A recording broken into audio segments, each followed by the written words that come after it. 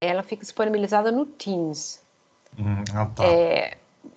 Aí depois você me diz se você, ao final da reunião, antes de você sair da reunião, eu vou parar a gravação no final da aula, e aí o próprio Microsoft, dali a pouco, deixa disponível um link que fica disponível por 20 dias nesse grupo aqui do Teams.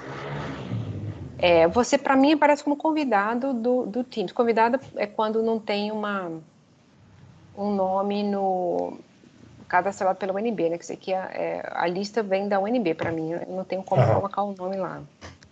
Aí você depois me fala, por favor, Gustavo, no final da aula, se aparece o link para você fazer o download. Tá joia. Tá bom? Aparece, acho que na parte, se for no geral, eu acho que acaba aparecendo lá. Tá bom. O link, tá bom? Acho que eu não comecei a gravação, né? Não, comecei, tá, perfeito. Mais alguma pergunta por enquanto, iniciais assim? Se tiver, por favor, só me falar, tá? Então, eu vou começar. Então, para vocês saberem onde é que está esse material, eu sempre vou estar colocando material, vou tentar centralizar tudo nesse calendário, que está aí no plano de ensino via o Google Docs, né, que aí todo mundo tem acesso. Não fica nada travado para ninguém. Veja que aqui já está, então, o link para os slides. Isso aqui seria a aula que eu acabei não conseguindo começar no dia 9 de fevereiro, eu vou começar por esses slides. Depois eu vou passar para a de 11 de fevereiro, que seria realmente a aula de hoje. Vamos ver até onde eu consigo chegar. A parte do MATLAB está nesses slides do dia 11 de fevereiro. Esse do dia 9 é uma introdução, então vou tentar não passar muito tempo nessa introdução, para a gente pelo menos poder começar esses slides da aula 11. E sempre eu vou estar colocando todo o material das aulas aqui, tá? Não vou colocar... Professora, a senhora está compartilhando a sua tela, né? Desculpa, cortou para mim. Fala de novo, por favor. A senhora não está compartilhando sua tela, né? Não estou compartilhando a tela, estou achando que vocês estão acessando o plano de ensino. Eu posso deixa eu compartilhar aqui, então. Deixa eu compartilhar aqui meu navegador. Então, eu estava me referindo a esse calendário aqui que está no plano de ensino. Você lembra onde é que está isso daqui? Lembro sim. Tá. Então, eu estou me referindo a esse do dia 9 de fevereiro, se tiver aberto o plano de ensino. Bom, agora você está vendo na tela, né? Então, vou estar me referindo a esses slides aqui do dia 9. Lembrar dessa tarefa 1, boa parte dessa tarefa 1 eu já vou, inclusive, resolver com vocês nesses slides do dia 11 de fevereiro.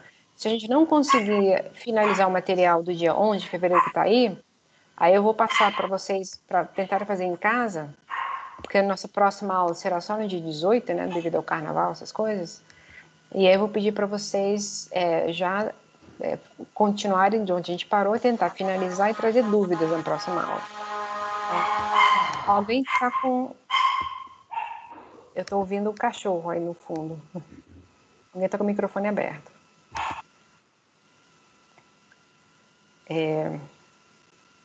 Vamos lá.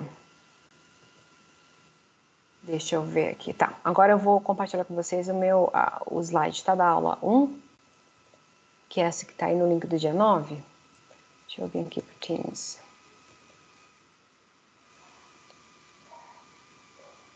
Deixa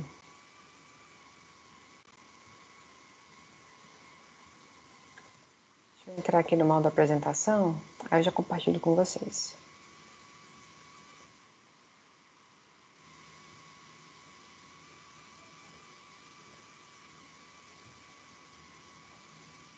Vocês estão vendo a minha tela? Parte da apresentação? Estou vendo, sim. Tá, sim, obrigada. Perfeito. Então, a gente já tinha falado de onde está o plano de ensino, né? Está lá no site do curso. A gente, acho que eu tinha comentado sobre o livro-texto, então lembrar que no nosso calendário, como a gente vai estar usando uma porção bem pequena do livro-texto em relação ao tamanho total dele, que ele é bem grande, eu vou estar disponibilizando os capítulos necessários, tá? Porque ele ainda não está disponível via a UNB. E se a gente fosse usar mais do livro, aí eu recomendaria a compra dele. Mas como a gente vai usar pouca coisa, eu acho que não, pelo preço que ele está agora em dólar, eu acho que não vale a pena. A não ser que você esteja depois, se quiserem dar uma olhada no índice e ver se o assunto interessa, se vocês vão seguir nessa área, aí fica a critério de vocês realmente. E eu vou, no final do curso, a gente vai tentar entrar então em um dos capítulos desse segundo livro, que é Sistemas de Controle Fisiológico. Sistemas de Controle Fisiológicos. Análise, simulação e estimação. A gente vai querer ver a parte de análise e estimação. A gente vai ver se a gente consegue chegar lá até o final do semestre. Mas primeiro a gente precisa ver a parte de processamento mesmo, e depois essa seria uma aplicação de várias de processamento. A gente vai ver algumas que depende só da análise do sinal, que é meio que faz parte da disciplina, que seria uma aplicação lá no final, que não faz exatamente parte da disciplina de processamento de sinais, mas é uma aplicação. Então seria só para ilustrar isso. Vamos ver se a gente consegue chegar lá. E aqui seria só um livro de apoio também. Se eu precisar, vocês vão ver que durante os slides eu vou estar utilizando algumas imagens, figuras, né, desse livro. Então por isso que eu já coloquei ele aqui. Mas aí em termos de servir como livro-texto, ele é bem resumido. Então eu acho que para uma primeira abordagem ele não é tão útil assim para a gente. Se a gente fosse entrar mais pesado na parte de sistemas não lineares, aí sim, seria bem mais útil. Mas para as partes que a gente vai ver, não necessariamente. E eu acho que eu tinha começado só essa parte da diferença entre sinais e sistemas, na definição, na verdade, né, do que é análise de sinais e análise de sistemas. Então a gente está vendo aí, o primeiro gráfico no canto superior esquerdo é um eletrocardiograma, a unidade que está mostrando aí é milivolt, e embaixo tem o gráfico de pressão arterial contínua. Então normalmente a gente mede isso no dedo.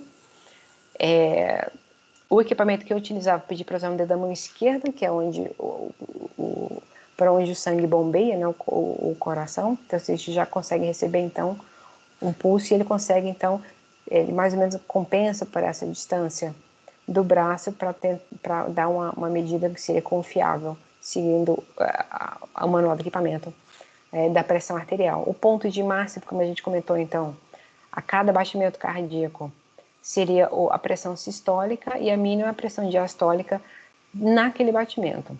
Então a gente vai ver que então esses dois são exemplos de sinais. Só que esse sinal cru, digamos assim, os dois, do jeito que eles estão, para a gente, para médico, tem muita informação, já visual. Mas a gente vai querer extrair informações com relação ao ritmo do batimento e ao ritmo também, e a variabilidade. A gente vai ver que o ritmo também existe na pressão arterial. E aí, para isso, a gente vai precisar achar esses picos que estão mostrados com o asterisco vermelho, tanto no sinal de eletrocardiograma quanto no sinal de pressão arterial. Então, a gente vai precisar aplicar técnicas de processamento de sinais para poder localizar esses picos nas duas formas de onda. E aí, tem uma seta verde, né, para a direita, mostrando em cima um sinal que a gente chama de RRI, que seria o intervalo RR entre esses picos. Então a gente vai querer ver, a gente vai ter um toolbox que vai nos ajudar muito a achar esses picos. Então não vai precisar implementar isso na mão. O que a gente vai ver é a teoria que está por trás desse algoritmo, mas aí não vai precisar implementar o algoritmo inteiro, que aí já não é tão simples. Mas, uma vez que a gente tem então esses pontos, o que vai me interessar é essa distância em milissegundos entre dois picos sucessivos. Então vamos supor que essa primeira distância seja, não sei, 650 milissegundos, por exemplo. E aí esse primeiro ponto aqui, então, teria uma altura de 650 milissegundos. Então esse é o sinal que a gente quer obter a partir do eletrocardiograma, uma sequência de intervalos entre picos R. O próximo seria do segundo pico para o terceiro pico. Vamos supor que seja, sei lá, 580 milissegundos. que seria, por exemplo, esse próximo ponto aqui que está sendo mostrado na figura. Então, ele teria uma altura, que não está sendo mostrada aqui, de 580 milissegundos. E depois a gente vai falar mais desse sinal, a gente vai querer obter esse sinal RRI, que é um sinal de interesse, mas veja que eu primeiro preciso fazer um certo processamento no eletrocardiograma para poder chegar nesse RRI que está sendo mostrado. Essas linhas retas que estão juntando esses pontos, na verdade é só uma linha reta para visualização. Eu não tenho pontos aqui não tenho informação adicional entre esses dois pontos. Ele só está juntando para a gente ter mais uma ideia do todo. O mesmo vale para os dados de pressão. Então, a gente vai querer... o dado, no entanto, que a gente tem de pressão agora é o valor do pico. Então, por exemplo, se esse valor, essa altura aqui foi de um certo valor X, esse valor X vai estar aparecendo aqui como essa altura aqui no gráfico de pressão arterial sistólica. Essa outra altura aqui, sistólica, Y, vai estar aparecendo aqui, essa altura Y aqui. E assim sucessivamente. Então, a gente vai ter, nesse caso, um gráfico que vai representar, então, essas alturas de pressão sistólica e outra pressão diastólica. Então, veja que para fazer essa parte aqui, vou precisar também processar esse sinal. Então, o que a gente vai estar vendo aqui são algumas ferramentas para realizar esse processamento. O processamento global, depois, a gente vai utilizar um toolbox que nos ajuda bastante, então, a localizar esses picos e fazer todos os processamentos. O que a gente vai querer entender são os passos que esse toolbox utiliza. Mas não vai precisar implementar os detalhes todos, porque é muita coisa envolvida aqui nesses trechos. Mas a gente vai aprender o suficiente para poder ler o código e entender o que o programa está fazendo. Então, uma das tarefas lá na frente, inclusive, é ler uma parte do código para a gente interpretar o que está sendo feito em algumas porções do código. Uma vez que eu tenho esses dados de intervalo entre os picos R e de pressão arterial sistólica, uma outra coisa, uma análise que eu posso fazer, que também envolve processamento de sinais, é estudar cada um desses sinais. Então, do jeito que ele está aqui, ele está sendo plotado, o gráfico, o eixo horizontal é o gráfico do tempo. Então, estou vendo um sinal em função do tempo. Esse sinal que está aparecendo aqui embaixo, com o título de HRV, que seria variabilidade do batimento da frequência cardíaca, né? Não está sendo mostrado aqui o eixo, mas esse eixo aqui, o horizontal, é um eixo de frequências. Então, a gente está, a partir desse sinal, no tempo, a gente consegue obter também informações que não dá para visualizar no que a gente chama de domínio do tempo. A gente vai ver como é que a gente passa isso, como é que interpreta isso no chamado domínio da frequência. Então, esse é a base de processamento de sinais, que é aprender essa diferença entre o domínio do tempo e o domínio da frequência, o que significa, como é que eu interpreto o sinal no domínio da frequência, e que informações eu consigo obter a partir desse domínio da frequência. Eu preciso entender o que é isso. Então, a gente vai ver o que é esse domínio da frequência, o que isso significa, e como é que eu implemento isso no MATLAB.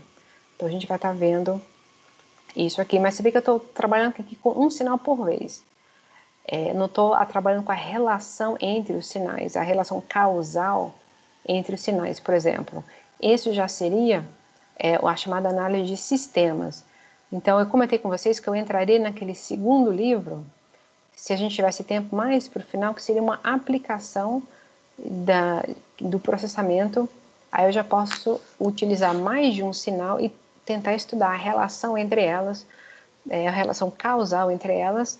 Aí, nesse caso, eu vou estar considerando um desses sinais, por exemplo, como entrada de um chamado sistema e o outro como saída.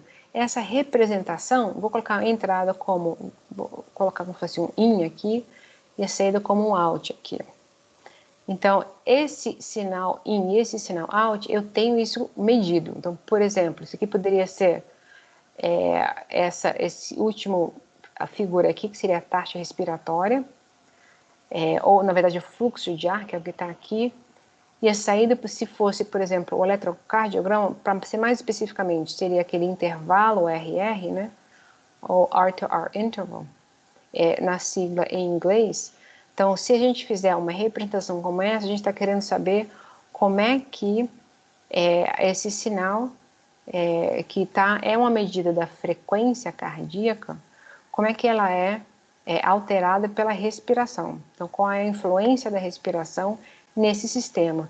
Então, essa caixinha, que a gente chama de caixa preta, né, que a gente desconhece o que tem aqui a princípio, aplicando técnicas chamadas de identificação de sistemas, a gente, pela medida desses sinais de entrada e de saída, a gente consegue obter informações valiosas aqui do que está acontecendo aqui dentro.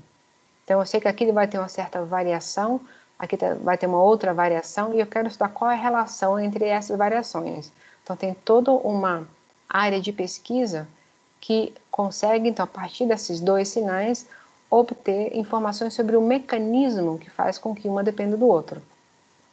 Então, isso aqui seria mais para o final do curso, dando tempo lá no finalzinho, a gente vai ver uma ou duas aplicações dessa parte de identificação de sistemas. Mas a gente vai ver isso tudo contextualizado, tudo mais para frente, e eu vou explicar o que significa esses sinais aí que ele está mostrando, ou esses gráficos está sendo mostrado aqui à direita. Mas isso aqui já envolve essa seria a representação do comportamento dinâmico dessa caixinha preta. Então, isso aqui é quando eu tenho esse fluxo de ar como entrada e o RI como saída, e aqui seria pressão como entrada e o RI como saída. Então, sempre a relação entre dois sinais. Mais para frente vai ver o que significa isso daqui. Para quem já viu, isso aqui é chamado resposta no impulso. Tem relação também com a função de transferência. Mas depois a gente vai ver isso mais para frente. Vamos por etapas aqui. Então, aqui tem outras, se vocês quiserem ler mais alguma coisa a esse respeito em particular, tem essa tese de doutorado, que ela é bem detalhada, mas eu fui lá só para pegar algumas informações em termos de figuras, né? Então, que ele está, por exemplo, estudando essas variações no intervalo entre os picos R do ESG, está querendo explicar isso como sendo influenciado pela respiração, o que de fato e também variações na pressão arterial. E cada par desses entrada e saída, então, que seria, por exemplo, a entrada 1, aqui seria a entrada 2 e aqui seria a minha saída. Então, esse primeiro bloquinho estaria analisando só essa relação entre a entrada 1 e a saída. E esse bloquinho aqui de baixo seria o modelo matemático que estaria modelando, né, esse efeito da segunda entrada também na saída. E vejo que as duas teriam um efeito aditivo sobre essas variações no RI. Cada modelo desses tem uma interpretação fisiológica. Então, é um mecanismo que existe no nosso corpo, faz parte do sistema nervoso autônomo, e tem como interpretar isso daqui, isso que a gente vai querer ver um pouco mais para frente. Mas eu primeiro preciso ter esses sinais de base, o RRI, os picos de pressão, para poder chegar aqui. Então, eu já estou indo lá para o final do curso, mas eu só preciso ter uma noção do que vai acontecer. Aqui é só para apresentar para vocês um toolbox que a gente vai estar utilizando. Esse aqui funciona só no MATLAB. Então, isso aqui, esse programa está até com a cara um pouco diferente hoje. A gente tentou fazer um pouco mais fácil de visualizar, mas é um programa que trabalha tanto com processamento de sinais quanto com análise de sistemas, que é essa relação entre dois sinais. E aqui a gente, na verdade, tem várias opções de tipo de modelo que eu quero estudar, o tipo de processamento que eu quero fazer no sinal. A ideia é facilitar esses passos, mas o que a gente tem que entender, por exemplo, aqui tem o método de identificação. Então, eu tenho que entender a diferença entre esses métodos para poder saber qual escolher.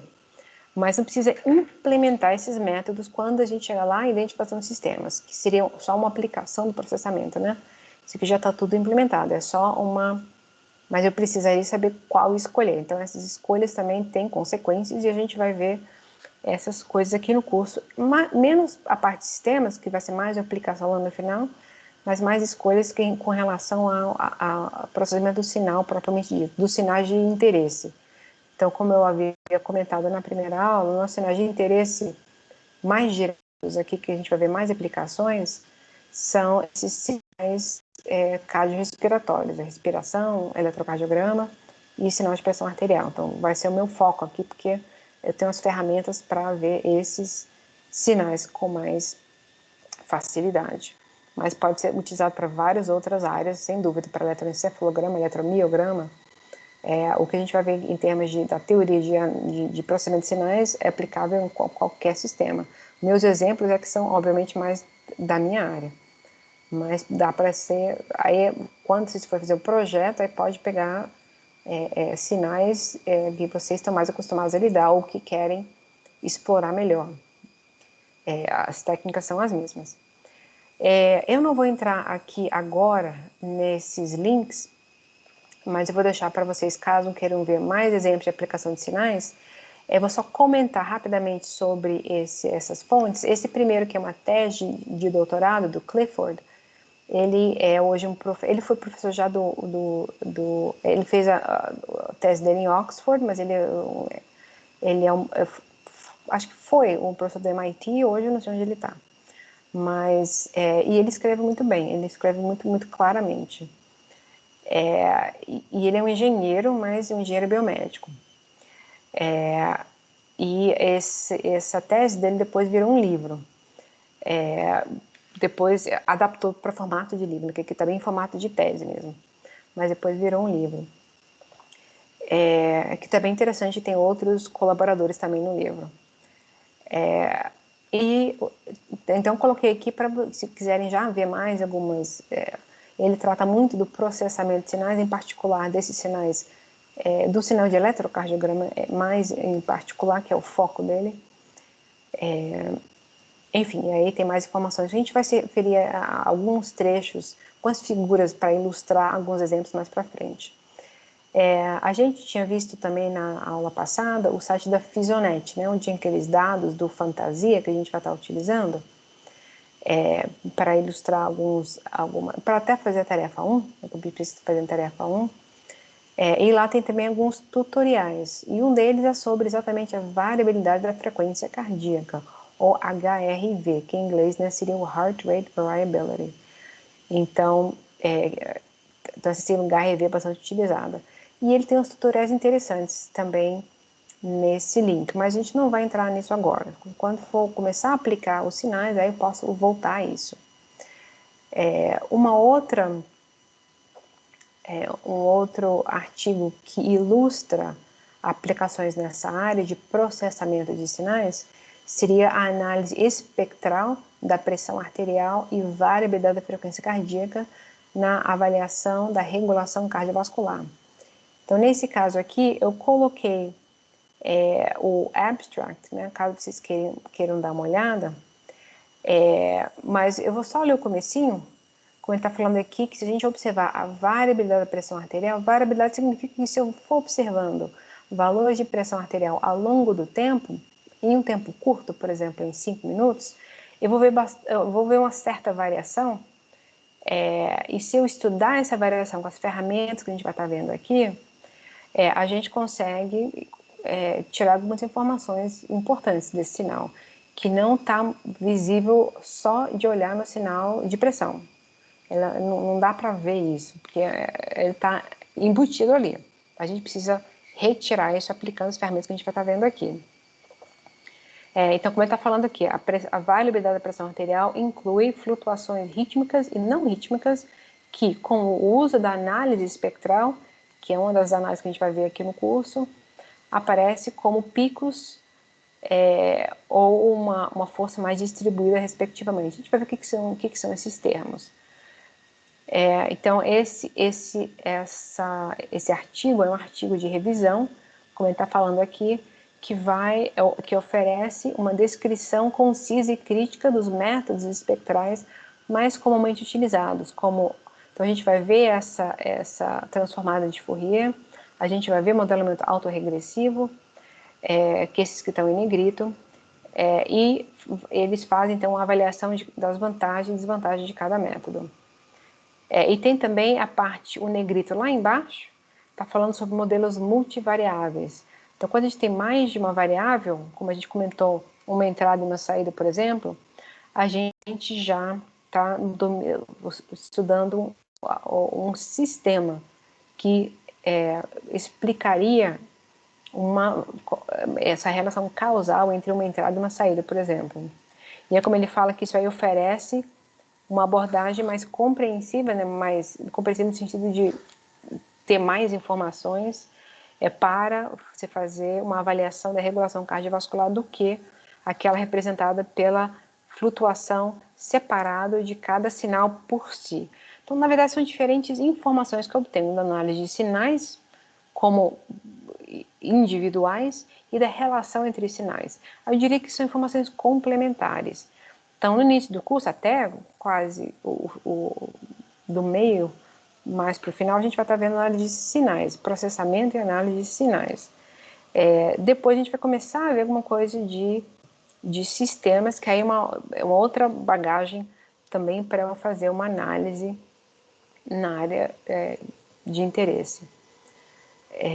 E aqui eu coloquei mais alguns, a gente vai estar vendo esses termos de espectro de potência, análise espectral e espectral cruzada. Então, a gente vai estar vendo esses termos aqui mais para frente. Lá no capítulo 3, a gente já vai entrar nessa análise espectral. E aqui também eu coloquei até em negrito só alguns termos, para não vou ler isso aqui tudo, mas aqui também ele está fazendo o modelo do baroreflexo, da variabilidade, então, de um tempo curto da pressão arterial e da taxa, da variabilidade da frequência cardíaca.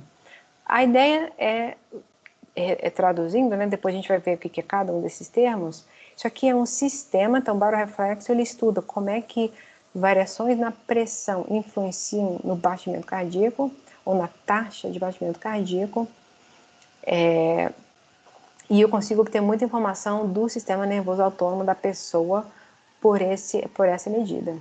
Então, como eu vou ler só essa primeira frase, na verdade as primeiras duas, então como eles falam que parâmetros baseados na variabilidade da frequência cardíaca por si só, ou considerando tanto a taxa de batimento cardíaco quanto a variabilidade da pressão arterial, que aí está envolvendo os dois, já virou um sistema, estão se tornando cada vez mais clinicamente relevantes. Mesmo assim, um insight, né, mais completo sobre os mecanismos fisiológicos subjacentes que explicam então esses parâmetros ainda está faltando. Como eles falam, então um modelo computacional pode ajudar a começar a esclarecer esses trechos onde a gente ainda não tem muita informação. Então, a ideia disso aqui tudo, então, obviamente, está querendo dizer que ele vai propor um modelo que consegue explicar por que a pressão arterial está afetando a taxa de batimento cardíaco do jeito que está. E eles vão estar explicando isso ao longo do paper. Mas, enfim, a gente vai estar vendo todas as ferramentas para poder chegar e começar a fazer uma análise dessas. A gente vai fazer algumas análises, por isso que a gente vai estar utilizando essa base de dados do Physionet, que é o Fantasia, né? Que eles têm pressão arterial, eles têm respiração e têm um eletrocardiograma. Então a gente vai conseguir estudar os sinais por si e depois uma relação entre esses sinais. A relação entre pressão e batimento cardíaco a gente chama de o modelo do baroreflexo. Então a gente vai ver essa aplicação um pouco mais para frente. A gente vai ver também, aqui eu só vou falar de alguns termos. Então os termos como função de transferência, como modelamento linear, como análise de sistemas, que são os assuntos desses papers aqui, a gente vai estar vendo aqui também no curso. Mas eu só coloquei aqui para ilustrar, quem quiser depois dar uma olhada por curiosidade para ver o que eles têm, mas por enquanto a gente ainda vai começar a entrar nesse assunto aqui, então não se preocupem se a gente vai depois ver novamente mais para frente, já com mais contexto, aí vai dar para entender melhor o que esses artigos estão dizendo. Eu só coloquei aqui um sistema um pouco mais detalhado para a gente falar sobre essa análise, onde eu aplico então a análise de sistemas. Esse aqui seria um artigo que estuda problemas cardiovasculares associados com viagens espaciais. Então, o que ele está estudando aqui, ele está modelando o sistema cardiovascular, né? Aqui seria o modelo pictório, mas, né, do coração. Ele vai estar bombeando, então, sangue que vai estar saindo, então, do lado esquerdo, né, do coração, vai passar pelas suas artérias. Aqui ele está representando a artéria e toda a vasculatura do lado esquerdo por uma complacência. Complacência significa, ele está considerando que tem uma elasticidade, de fato tem, né? E também a resistência está modelando por um resistor. Resistência seria essa, quanto mais fino, né, maior a resistência. Quanto mais grosso, menor a resistência à passagem de fluxo. Então, ele modela o lado arterial e o lado venoso também, por onde o sangue volta ao coração. E veja que, por exemplo, esse sistema aqui, que é o sistema de complacência venoso, veja que está dependendo da entrada do sistema simpático, está dependendo também do tônus muscular. Então, cada um desses parâmetros, uma vez que quando você faz o modelamento, ela tem interpretação. Então, ela tem um significado fisiológico. Então, isso a gente sempre procura colocar na hora de interpretar os resultados obtidos. Então, só estou querendo dar aqui mais uma ideia para a gente mostrar que sistema ele está utilizando e a diferença entre sistemas e sinais de sistemas. Então, aqui ele está mostrando os sinais que ele está medindo. Então, são sinais de pressão arterial. Então, como eu comentei com vocês, está sendo medido no dedo. O eletrocardiograma, obviamente, é medido no peito, né, no tórax. Esse ILV é uma abreviatura de volume pulmonar instantâneo em inglês, que são duas faixas, né, uma no tórax e outra no abdômen, que vai medindo essa variação quando você inspira, que é a caixa torácica, ela infla, né, então o volume aumenta, quando você expira o volume diminui. Então ele está acompanhando essa diferença, né, essa variação desse volume pulmonar, que vai dar informações então sobre respiração, que exatamente eu preciso para estudar esse sistema. Esses sinais são todos, aqui ele está mostrando uma amplificação e depois uma conversão analógico e digital. Então, esses sinais são originalmente analógicos, mas para eu poder armazenar e processar no computador, obviamente eles têm que ser transformados em digital. Digital significa eu só tenho esses sinais disponíveis por intervalos de tempo discretos. Em termos de amplitude também, a gente vai ver isso na aula também, quais as consequências então, de eu digitalizar e o que eu tenho que tomar cuidado. E aí eu vou dar um zoom nessa caixinha azul, nesse caso que está aí, né? Que seria essa daqui. A única coisa que eu vou querer focar aqui eu quero mostrar para vocês, que veja que, por exemplo, esse ILV, que é aquela variação pulmonar instantânea, veja que o eixo horizontal aqui é o eixo de frequências. Então, aqui ele está estudando isso aqui no chamado domínio da frequência, que a gente vai ver lá no capítulo 3. Isso que é chamado transformada de Fourier. Aqui ele está mostrando diferentes gráficos para diferentes voluntários desse estudo. E ele explica, então, esse comportamento do ILV, por que eu utilizo até uma frequência de meio, enfim, isso aqui tudo a gente vai estar vendo algumas aplicações mais para frente. Então, algumas das figuras só tem uma indicação de um sinal, então isso aqui é a análise de um sinal. Quando tem a indicação de dois sinais, como entrada e saída, como está mostrando aqui, então isso aqui já é um sistema. Então essas figuras representam o modelo matemático que foi obtido e que explica essa relação entre um outro. Ou seja, esse pico tem uma interpretação, o tempo em que o pico ocorreu também tem uma interpretação, essa relação entre o máximo e o mínimo também tem uma interpretação. Então, isso tudo a gente vai estar vendo um pouco mais para frente como uma aplicação do processamento. A gente vai primeiro ver o processamento em si para qualquer sinal.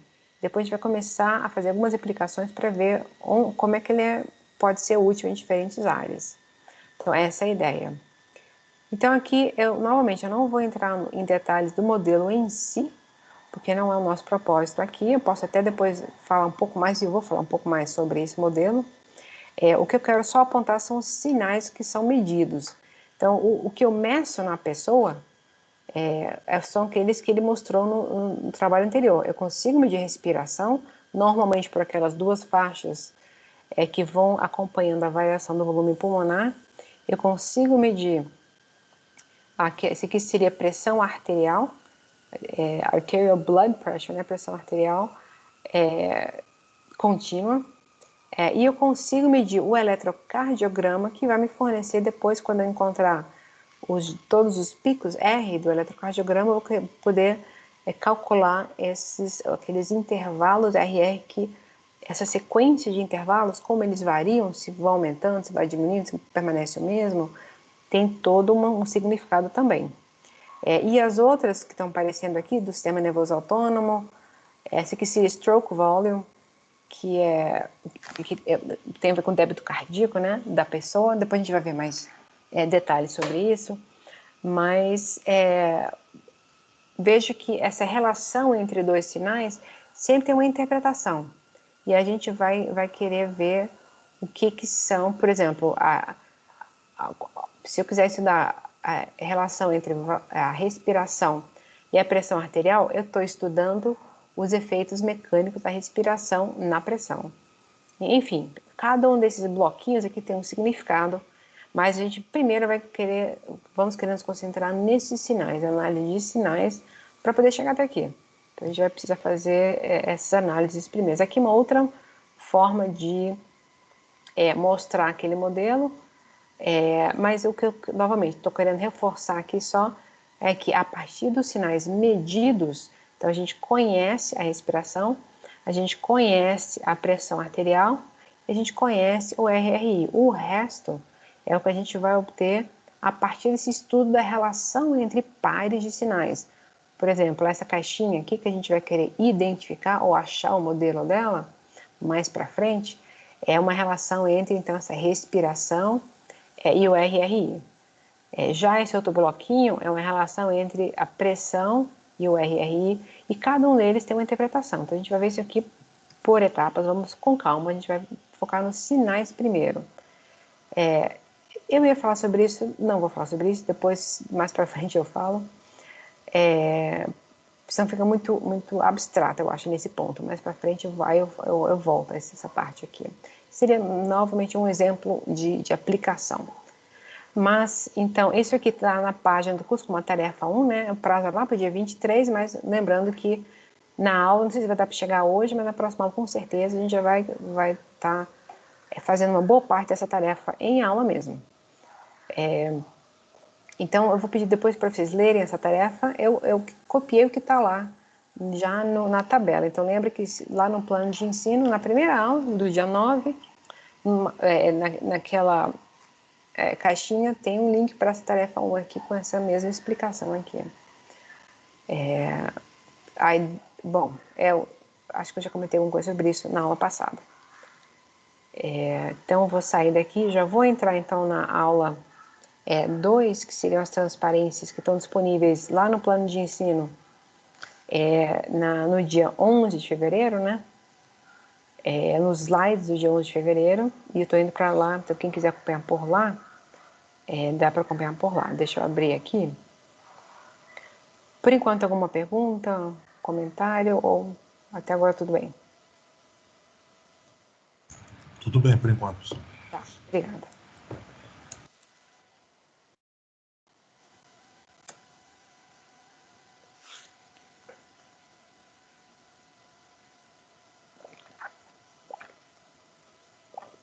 Então, se vocês puderem abrir o PDF aí da aula do dia 11, os slides, né?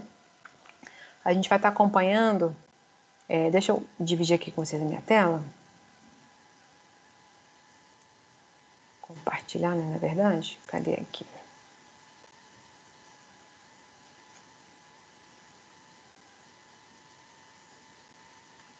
Aqui. Tá vendo de novo minha tela?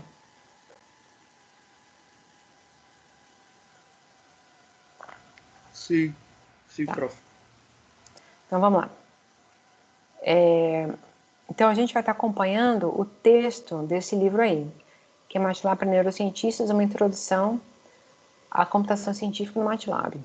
Então, como eu comentei com vocês, esse aqui é uma das bases de dados da biblioteca, que a gente vai precisar utilizar. Vou até clicar aqui, para abrir no meu lado aqui o livro. Vocês chegaram a fazer, a testar esse link para essa base de dados do ProQuest? Basicamente, se clicarem nesse link aí do PDF, vocês conseguem entrar nesse livro?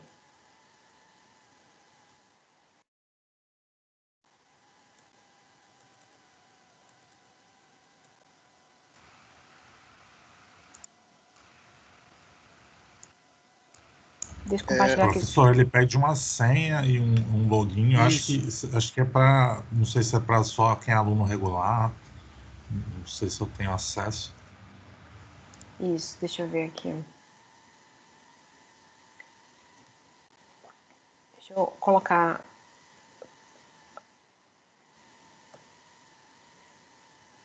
aqui no site do BCE.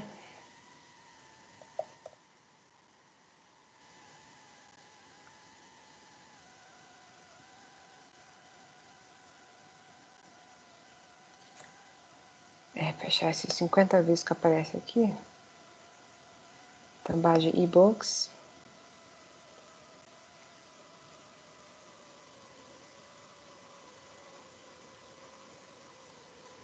Então, eu comentei com vocês, se a gente clicar lá na base de e-books, a gente tem um link, então, para esse e-book center que está aqui. E tem orientações de como fazer o acesso remoto. De fato, seguindo o tutorial aqui, você vai precisar do e-mail de senha de aluno da UNB. Em relação ao aluno especial, teria que perguntar para a bibliotecária, usando, por exemplo, esse chat aqui que está aqui embaixo, eu acho que elas conseguem te ajudar a conseguir entrar sendo aluno especial, porque você já tem, então, uma comprovação, né, que você já está como aluno especial. Eu acho que seria só o caso de conversar com eles, eu acho que basta mandar isso para eles verem você no sistema e te passarem um e-mail e uma senha ou algum modo de conseguir logar aqui. Se você não conseguir, você me avisa que eu te passo o capítulo do livro. Ok, professor. Obrigado. Tá bom?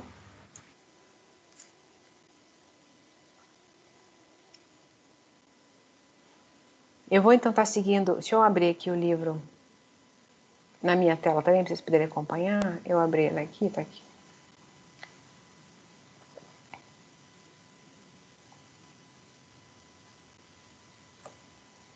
Quem tiver também acesso aí, por favor, se puder já abrir o capítulo 2 do livro.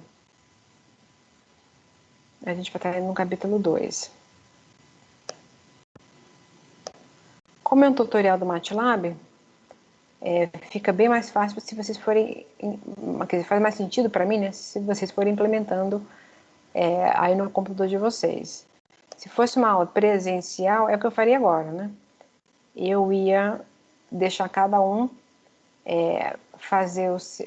acompanhar o livro e ir fazendo os exercícios pedidos aqui. Mas como eu não sei se está todo mundo com acesso ao livro, eu vou também acompanhando aqui no livro, mas eu vou pular o texto. Eu vou só na parte dos códigos, que depois vocês podem acessar o texto. Como é que eu tiro essa parte que você passou? Aqui. Pronto. Deixa eu voltar aqui, vou ficar mudando entre um e outro, acho que para ficar mais fácil. Então, aqui nas transparências, a minha ideia foi só colocar alguns guias aqui para quem nunca utilizou nem o MATLAB e nem o Octave poder ter um bom começo aqui, alguns comandos iniciais. Então, alguns comandos que a gente tem aqui é o help e o save. Help, sem dúvida, é ajuda, então quando você tem dúvida com relação a qualquer comando, você pode colocar o help, espaço, aí o nome do comando em seguida. Por exemplo, o próprio comando save, né? Então, se for... Ah, não abri o MATLAB. Deixa eu abrir o MATLAB aqui.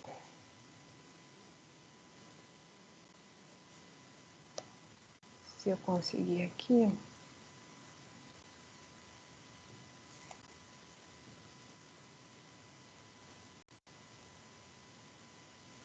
Por que não está abrindo ali a barra de comando aqui? Aqui. MATLAB. Eu vou deixar abrindo aqui. Mas pedindo então um help de qualquer comando, isso também funciona no navegador também. Se eu colocar, por exemplo, help, save e MATLAB, você vai ser levado por uma das páginas do MathWorks. MathWorks, então, é a empresa que faz o MATLAB. E clicando aqui em cima, por exemplo, ele vai te dar um help, né, desse comando save aqui. Ele dá um sintaxe, então, por exemplo, se eu quiser salvar um nome de arquivo, eu ponho save, depois o nome de arquivo aqui dentro. Ele dá exemplos aqui, se eu clicar aqui do lado, ele abre, ele vai direto aqui para o exemplo aqui. Veja que quando eu coloco o nome de um arquivo, o MATLAB, ele vai... então, se ele fizer definir uma variável chamada filename, que é o nome do arquivo, como, por exemplo, teste.mat, veja que está entre aspas simples. Quando eu tenho um nome entre aspas simples, isso significa que ele está guardando como um texto. E aí, quando eu precisar usar essa variável chamada, nesse caso de filename, vou colocar save. Aí, o que tem que estar dentro desse parênteses é um texto. Então, o texto que vai estar aqui é o que foi guardado dentro desse arquivo que é chamado de filename. Então, vai aparecer aqui teste.mat, aparecer para o MATLAB, né? Ele vai guardar, então, vai aparecer no seu diretório esse arquivo teste.mat, que a gente consegue abrir no MATLAB. Não vai conseguir mais abrir como um texto, né? Ele vai ser um arquivo .mat, significa que ele tem dados ali dentro. Mas a gente também pode fazer save espaço e aí o nome, aí já não precisa ser entre aspas, que a gente já sabe que o que vai aparecer aqui é um texto com o nome que você vai querer, com o qual você vai querer salvar o arquivo. E depois, quando você quiser carregar novamente os dados, você vai colocar um load, aí o nome do arquivo que você quer carregar. Então, vamos supor que eu fiz um monte de cálculo, eu quero guardar aquilo para usar mais tarde. Eu salvo todo mundo como um ponto mat, você escolhe o nome, o que vem antes do ponto mat, e depois grava aqui, aí na próxima sessão do MATLAB que você for rodar, é só fazer um load do teste.mat, que as variáveis vão aparecer novamente. E aí, ele dá, então, no livro, deixa eu vir para cá, então, no item 221, deixa eu botar aqui onde é que está o livro. Ele tá, não, estava ali mesmo no navegador, em outra aba aqui do navegador. Então, nesse item 221, ele fala alguma coisa do comando help e do comando save, enfim. Então, vou precisar depois de uma lida nesse item aqui do livro. E depois ele entra no assunto de MATLAB como uma calculadora. Então, sempre ele vai começar, esses dois sinais, como fossem sinais de maior que, né, são, para quem ainda nunca usou o MATLAB, isso aqui aparece realmente aqui na tela do MATLAB. Tá dando para ver a tela do MATLAB, não?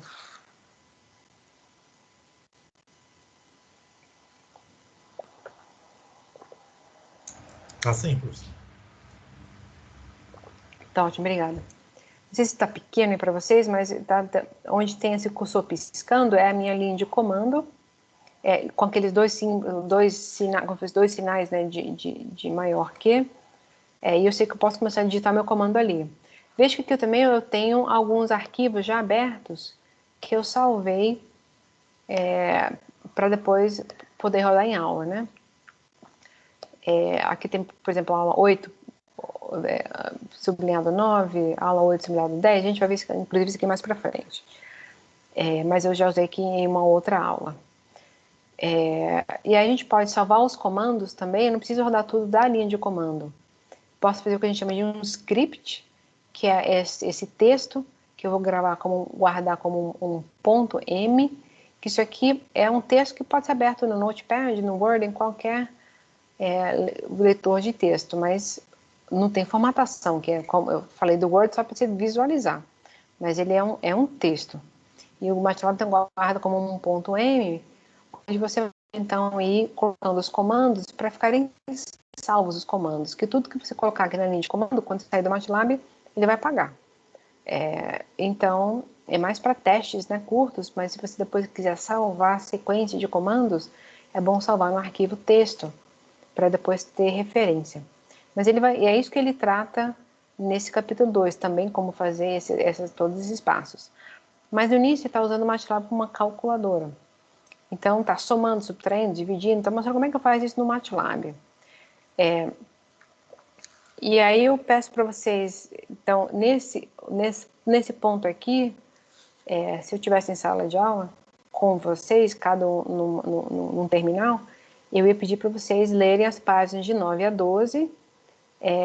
Tem vários exemplos aqui nessas páginas de 9 a 12, para verificar se vocês estão obtendo os resultados mostrados nos exemplos, para depois ver o exercício 2.1. Quem já tiver aí, então, com acesso ao livro e com o MATLAB, fica à vontade de ir lendo esses trechos da página 9 a 12 e chegar até o exercício 2.1. Para quem ainda está sem acesso ao livro, eu vou dar uma passada curta aqui por alguns desses links, que depois ele começa a repetir, né? Mas eu vou só dar uma passada aqui para vocês entenderem o que está acontecendo. E do que se trata isso daqui, né? Então veja que se eu quiser somar dois números, eu ponho a soma aqui, sempre vai aparecer esse ANSI aqui embaixo. ANSI, e aí vai ter a resposta da somatória desses números. Somatória, subtração, divisão, multiplicação.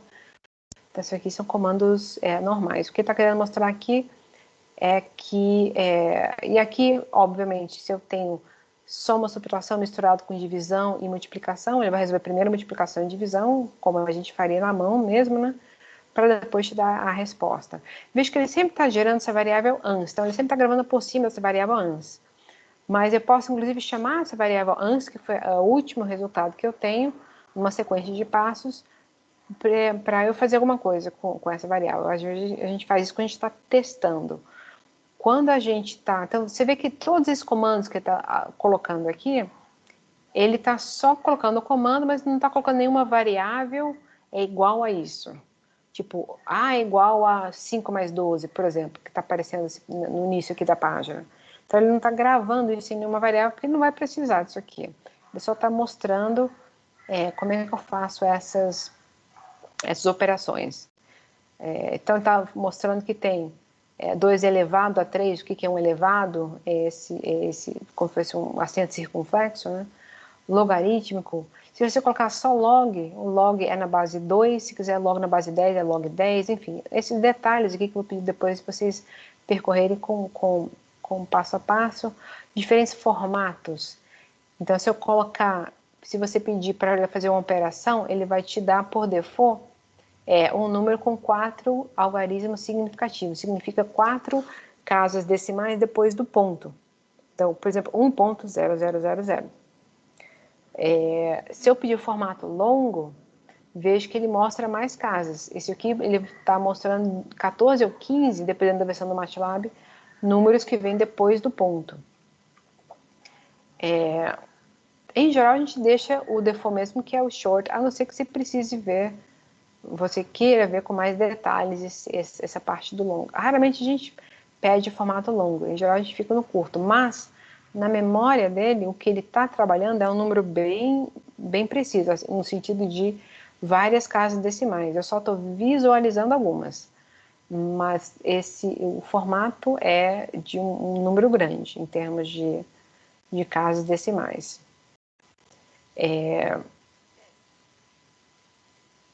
Que mais? Enfim, aí que está fazendo algumas operações, se vocês quiserem depois seguir as operações, é só para mesmo aprender como é que eu implemento isso no MATLAB. E veja que ele vai mostrar um pouco mais essa variável ANS. Então veja que na sequência de passos que ele está fazendo, a última operação que ele faz, a resposta deu o ANS, né, de answer em inglês, que a resposta deu 2000. E ele mostra que essa variável está guardada no MATLAB. Então, eu posso fazer ANSI mais ANSI, ele vai somar 2.000 com 2.000, vai dar 4.000. Se eu fizer agora de novo ANSI mais ANSI, vai passar a ser 4.000 mais 4.000, que vai dar 8.000. Então, vejo que ele, mesmo a gente não colocando uma variável, ele está guardando tudo nessa variável ANSI. A definir uma variável para estar recebendo esses valores que a gente está gerando. Então, a gente costuma querer salvar isso depois. Então, para salvar, a gente tem que colocar em alguma variável, senão a gente perde valor. Para quem tiver com MATLAB, eu vou pedir para vocês tentarem fazer esses 2.1. Vou dar um tempinho para vocês fazerem. Ele pede para você tentar encontrar o intervalo numérico de trabalho que ele consegue trabalhar no MATLAB. Ou seja, para que valores de x nessa função 2 elevado a x, o MATLAB ainda retorna um valor numérico. Então, é só ir testando para ver aqui, a partir do que valor de x ele não começa mais a conseguir te dar uma resposta. Então, se ele te der uma resposta como inf, que é infinito, ou menos infinito, significa que ele chegou no limite positivo e negativo. Ele não consegue mais te dar um número representar um número maior do que isso. Vocês conseguem dar uma testada rapidinho para ver se vocês conseguem chegar no número x, que seria o limite do MATLAB? Vou dar uns 2, 3 minutinhos para vocês resolverem. Quem conseguir chegar lá, me avisa. O Octave também está valendo, lógico.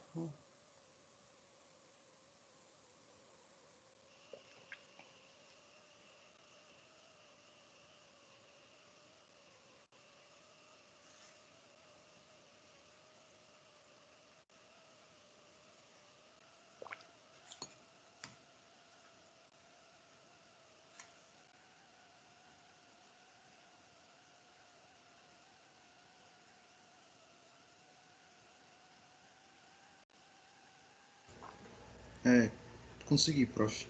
Deu quanto? Nossa, desculpa, eu consegui só para cima. Até 1024, até 1023. A partir de 2 elevado a 1024, ele dá infinito. Então, 2 elevado a 1023. Vai dar um valor. Vai dar um valor. Você entende que valor é esse que está mostrando? O que esse é mais 307? É aquele exínio, né? Não, aqui é 10 elevado a esse número. Ah, entendi. Então, isso aqui seria 8,9885 vezes 10 elevado a esse expoente aí de 307. Essa é a representação dele. Entendi. Entendeu? Aí quando você passar para... 2 elevado a 1023,999999, ele aceita até um limite também. Então, seria um número ainda maior se não fosse inteiro o valor de x. Uhum. É verdade. Então você coloca o 1024, aí já dá infinito, né? Então, é 23.99999, ele vai ainda gerando um pouco maior, né? É verdade.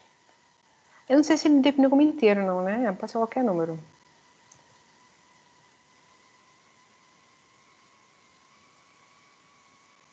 E será que o valor negativo seria a mesma coisa?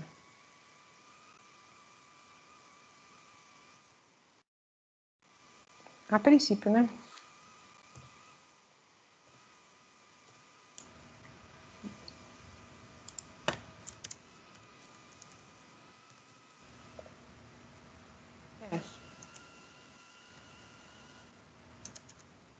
É a mesma coisa. Então, esse é o limite, ele tem um limite. Então, ele consegue representar números bem grandes, mas aí, a partir dali, ele já não consegue mais. Mas também não sei se a gente obteria um número tão grande. Esse número é um número muito grande, né? Enfim. E aí, uma das vantagens do MATLAB... Bom, o MAT de MATLAB não é de matemática, é de matriz. Então, ele foi feito para trabalhar muito bem com matrizes. Digamos, a especialidade dele é trabalhar com matrizes. Com vetor, com linha, com coluna, né? Então, Ele está mostrando como é que eu entro com o valor de um vetor. Por exemplo, um vetor, por exemplo, eu tenho um elemento só ao longo de uma linha ou só elementos ao longo de uma coluna. Então, aqui ele vai mostrar como é que eu implemento uma linha e como é que eu implemento coluna. Então, se eu quiser colocar essa sequência de elementos, por exemplo, 1, 2 e 3, como uma matriz, então eu tenho que colocar entre chaves, como está sendo mostrado aqui. Deixa eu colocar aqui também, para eu ir seguindo vocês aqui. Então, isso aqui seria 1. Eu posso dividir isso aqui por vírgula, 1,2,3 ou por espaço. 1 espaço, 2 espaço, 3, tanto faz. Se eu apertar aqui, eu vou obter então esse 1, 2, 3. Eu vou mostrar, não sei se está dando para ver aqui, nesse cantinho superior direito aqui, chamado Workspace aqui, na minha tela, ele está mostrando ANSI, que é exatamente aquela resposta, né? Veja que apareceu aqui embaixo como ANSI também, e também novamente o valor 1, 2 e 3. Então aqui ele também me dá informações sobre o que tem na minha área de trabalho. Mas eu também consigo essa informação, se vier na própria área de trabalho, digitar, por exemplo, who. Então, se eu digitar o comando who, ele vai mostrar quais são as minhas variáveis. Por enquanto, meu único variável é o ANSI, que eu não defini mais nenhuma. Só estou trabalhando na linha de comando. E não coloquei nada como A igual a alguma coisa, X igual a alguma coisa. Eu só simplesmente estou fazendo cálculos, né? E qual a diferença entre pedir who e pedir whose aqui? Se vocês colocarem whose aí na tela de vocês, o que aparece?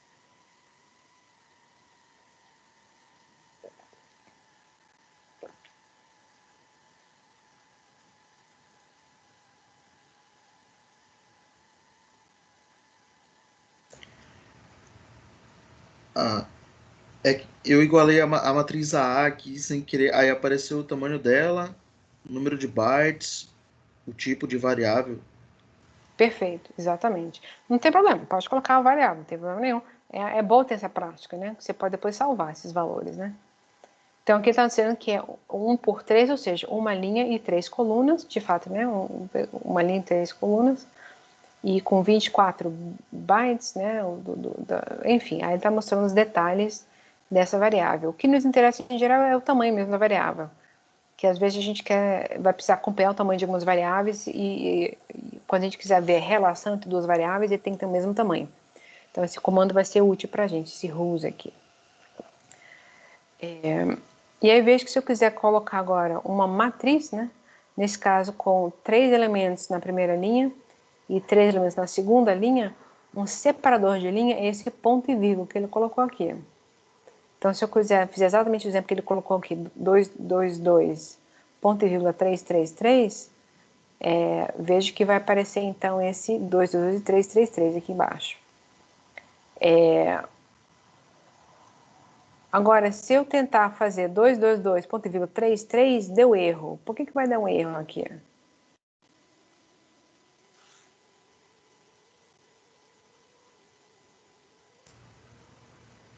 O número de linhas e colunas. Isso. Quando eu defino uma matriz, né? Cada linha tem que ter o mesmo número de colunas, no final das contas. Então, se a primeira linha tem 3 elementos, a segunda tem que ter 3, a terceira tem que ter 3, e assim sucessivamente. Senão, eu não consigo definir uma matriz dessa forma.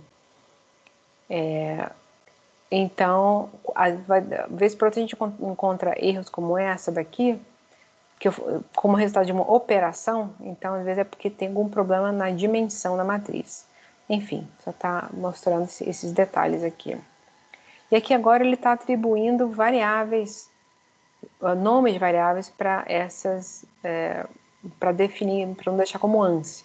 Então, se fizer como está mostrando aqui, A igual a essas chaves, né? 1, 2, 3, 4, 5, fecha chaves, ele vai te retornar, então, a variável já não é mais ANSI, já é a variável A, que você gravou no A, ele vai te retornar A. O que acontece se no final dessa linha, ao invés de eu deixar sem nada, só com as chaves fechando, eu coloco um ponto e vírgula? Qual é a diferença de colocar um ponto e vírgula na saída aqui?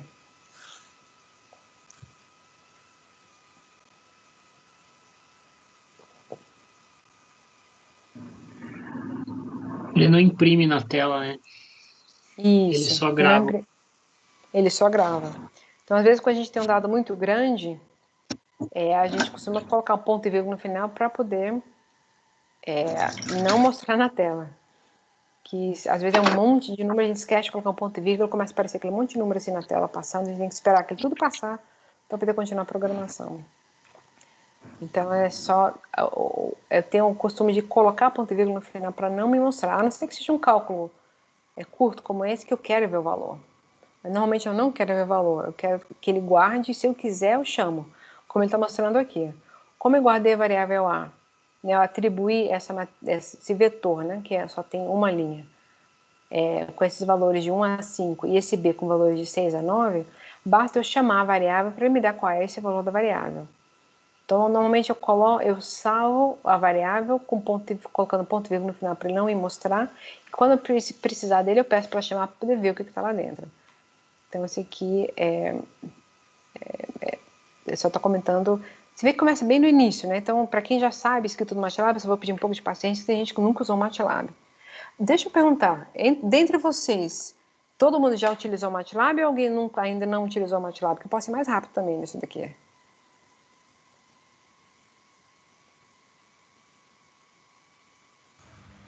Eu utilizei, professor, mas há muito tempo atrás. Acho que eu Tá. já esqueci um bocado de coisa. Então, esse ritmo tá bom ou tá muito lento? Me avise. Tá bom, tá ótimo. Tá, então tá. Já é muito lento, me avisa. Professor, eu já sei isso aí, vamos pra frente. Então, eu tô indo aqui devagar porque se é novidade, aí não... tem que ir passo a passo, sem dúvida, né? E o que ele está querendo mostrar aqui em seguida é que o nome das variáveis depende se é minúsculo ou maiúsculo. Versões mais lá atrás do MATLAB não fazia diferença se você colocava A minúsculo ou A maiúsculo, por exemplo, no nome de variável. A mesma coisa para o nome de funções. Então, programas feitos em versões mais antigas do MATLAB, se você definir uma função com letras minúsculas e depois chamava aquela função com letras maiúsculas, ele entendia que era aquela função original que você queria ver e chamava, não tinha diferenciação. Hoje tem, faz um tempinho que tem. Significa o quê? Que programas antigos vão dar erro. E aí, um dos programas em que isso a gente vai precisar rodar, em que vai dar esse erro, aliás, eu acho que a gente ajeitou. Aí eu não lembro se está ajeitado ou se vocês vão precisar ajeitar, mas quando a gente começar a implementar filtros, eu vou pedir para vocês darem uma olhada em alguns filtros que estão implementados no programa SCGLab, acho que eu comentei isso na aula passada, né, que foi feito pelo professor João Luiz, da UNB, que é um toolbox que ajuda a processar o eletrocardiograma. Então, o nosso processamento do CRS IDLab, que também processa dados de pressão e de respiração, mas a parte de ECG dele tem muita coisa lá do programa do professor João Luiz. Outras que a gente precisou fazer para poder fazer o que a gente precisava, né? O dele tem bem mais coisas com eletrocardiograma do que disponível no CRS IDLab, porque o dele foi feito para fazer um monte de coisa com ECG. Como eu não precisava dessas coisas, eu não implementei outras coisas para o ECG em particular. Mas deve ter um monte de coisa. E uma das coisas que a gente vai querer ver lá é como é que ele implementou alguns filtros. Essa é uma das tarefas mais para frente. E aí vocês vão ver que como o programa dele foi feito há algum tempo atrás, numa versão do MATLAB, em que não fazia diferenciação entre letras minúsculas e maiúsculas, tem um filtro chamado bilinear, que foi definido com letras minúsculas, mas é chamado no código com letras maiúsculas. E aí ele não vai conseguir achar versões atuais do MATLAB. Então é só ir lá e no código ver onde é que está isso e colocar por letras minúsculas. Quando eu chegar lá, eu falo nisso de novo. E a gente vai querer ajustar isso e fazer rodar o programa. Então vai querer achar de propósito esse erro para poder ver onde é que está e ver como é que ajeita. É mais para vocês encontrarem onde é que estão as definições dos filtros. Mas isso é mais para frente. Mas só lembrei disso aqui agora por causa dessa diferenciação entre minúsculo e maiúsculo. E vejo que o nome pode ser grande, inclusive, de variáveis. Então, para quem está começando a programar agora, não tem muita prática de programação, eu vou dar a seguinte dica. procure usar nomes de variáveis cujo nome faça algum sentido para você e para o contexto que você está trabalhando. Então, por exemplo, eu uma vez tive que debugar um programa em que as variáveis da pessoa que fez antes de mim eram A, AA, B, BB, Nossa. C, CC. Aí eu falei, putz, aí foi muito complicado. Aí fui fazer uma tabela aqui do lado, né? Falei, peraí, ele usou o A nesse contexto, o A significa isso. Depois o B significa aquilo. Depois o C, tá. Aí, viu o tempo que eu levei só para entender o programa. Então, minha dica é, quando vocês forem começarem a programar, coloque o nome de variável que faça sentido. Se eu vou trabalhar com SG, coloque SG. Ou SG variação, SG sublinhado var, por exemplo. Ou mesmo variação. Não tenha medo de colocar um nome grande. É só chato de ficar digitando, então a gente procura não colocar um nome tão grande, só questão de praticidade. Mas ponha um nome que faça sentido para você, daqui na semana que vem, quando olhar o seu código, lembrar do que é. Se colocar A, B, B, B, você não vai lembrar o que você está fazendo na semana que vem. Então é só esse aviso desde já. Que no início a gente quer ir rápido, né? Não quer digitar muita coisa, mas a gente vai esquecer o que é X, Y, Z, B, A. Então coloca um nome que significa alguma coisa. Então essa é uma dica que eu já dou desde já. E colocar comentário. Então, por exemplo, eu vou até seguir essa linha aqui, vou pegar esse uno aqui que ele definiu. Então, eu vou definir aqui uno como matriz, então, que vai receber os elementos 1, 1 e 1 na primeira linha, ponto e vírgula, 1, 1 e 1 na segunda linha, ponto e vírgula, 1, 1 e 1 na terceira linha. Fecha chaves, não vou pôr ponto e vírgula no final para poder me mostrar os valores. Então, tá aqui os valores. E aí, vamos supor que eu quero lembrar o que é isso, lá no meu código. Então, vamos supor que isso aqui tem novamente, eu só apertei seta para cima quando eu quero recuperar algum comando que eu já digitei. Vamos supor que às vezes eu errei um termozinho, eu quero só ajeitar um termozinho do que eu acabei de digitar. Para não ter que digitar tudo de novo, é só pôr seta para cima, que ele vai voltando. Se eu continuar a seta para cima, vai voltando para comandos anteriores aqui que eu fiz. Mas eu quero voltar para esse uno aqui. Então, é só voltar para cá, então já está digitado tudo novamente. Vou colocar um escape, né, só para ele me deixar isso daqui. E vamos supor que eu quero colocar um comentário, eu quero lembrar o que eu fiz aqui. Então, eu vou colocar aqui esse símbolo de porcentagem, né? A tudo que eu escrever depois disso, nessa mesma linha, o MATLAB não vai nem olhar. Ele sabe que isso aqui é um comentário.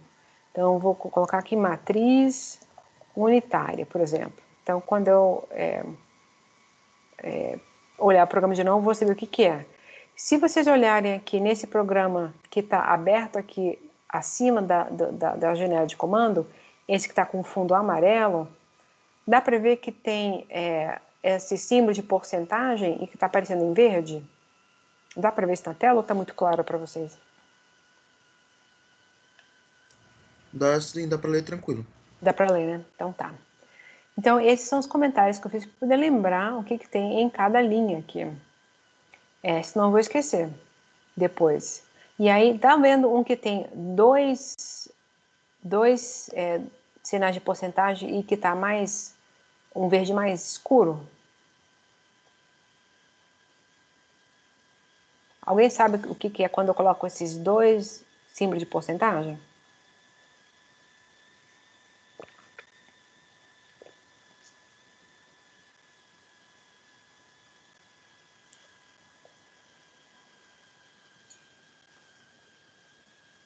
Eu acho que pelo silêncio talvez não. Não, prof. Então vamos lá. Vou ver se nesse programa tem mais do que isso. Deixa eu ver algum programa que tem mais de um. Aqui, ó. Aqui tem esse com duas porcentagens e vê que essa parte está em amarelo e o resto aqui está branco. Aí se eu vier para essa outra seção aqui, essa aqui ficou amarelo e o resto aqui ficou branco. Se eu venho aqui de novo, novamente. Então, se eu quero, por exemplo, definir trechos do programa que faz alguma coisa, então, por exemplo, nesse primeiro trecho aqui, estou definindo algumas coisas e faço um plot, mas eu quero separar isso aqui da próxima etapa aqui. Eu quero rodar cada trecho por vez. Então, se eu estou nessa seção aqui, eu separo a seção, então, por esses dois símbolos, o símbolo duplo, né, de porcentagem, coloco o título que eu quiser para poder lembrar o que é essa seção. E aí eu tenho a opção, quando eu quero rodar meu programa, de pedir ou um run, como está aqui em cima, que ele roda só o programa mesmo, ou esse run section. Aliás, quando eu mostro a tela desse jeito aqui, vocês veem meu mouse, não?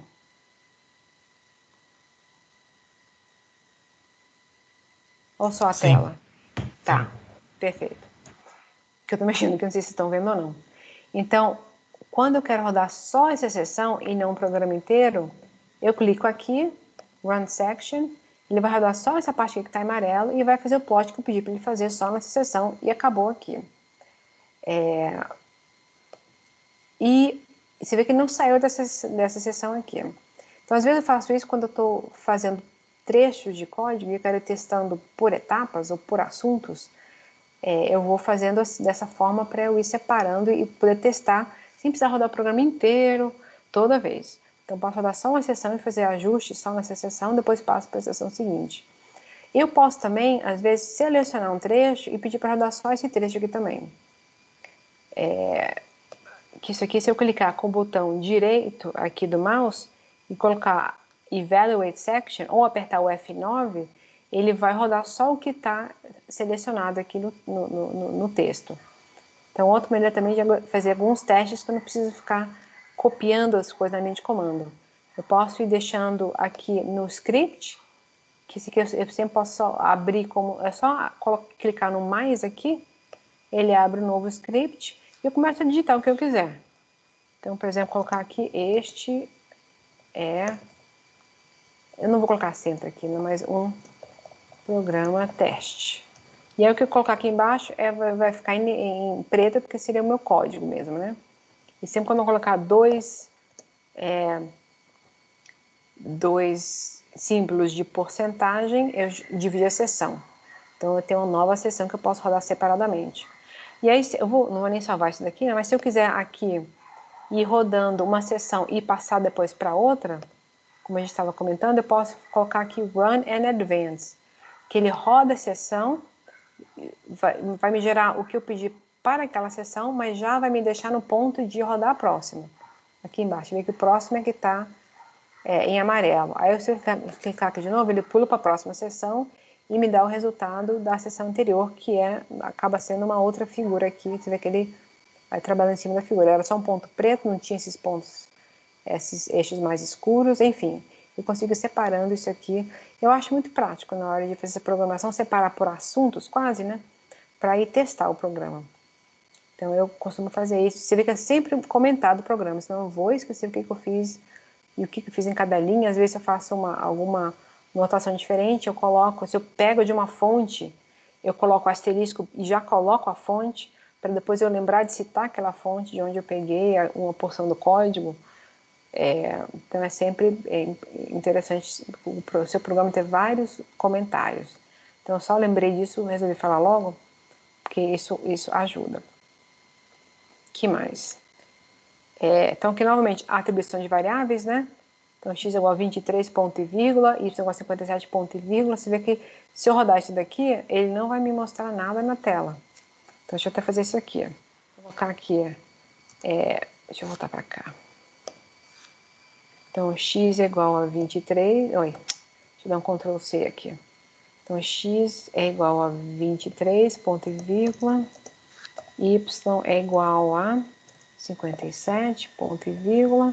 Então, se eu apertar o Enter, ele não vai me mostrar nada. Mas se eu colocar um who, o x e y são essas últimas variáveis aqui. Ele sempre coloca a variável, quando eu coloco o who, na ordem com que eu fui gerando essas variáveis. E se eu pedir o whos, aí ele vai novamente vai me apresentar as variáveis na ordem que eu as criei e vai estar me dando sempre a dimensão dessas variáveis. Os outros dados eu não costumo utilizar muito, mas, por exemplo, essa classe double eu sei que eles são números, com a precisão máxima aqui do MATLAB. Às vezes eu quero texto, aí esse aqui seria um string de uma sequência de caracteres, por exemplo, né? Aí ele vai me dizer que é um string. Então, por exemplo, se eu colocar A é igual a... Deixa eu colocar aqui entre aspas simples. Este é o título da figura, sei lá. Passo para simples e colocar Enter e pedir um whose aqui, vejo que o A agora aparece aqui. Aliás, está com a ordem alfabética aqui, né? Então eu falei errado para vocês, aparece com a ordem alfabética.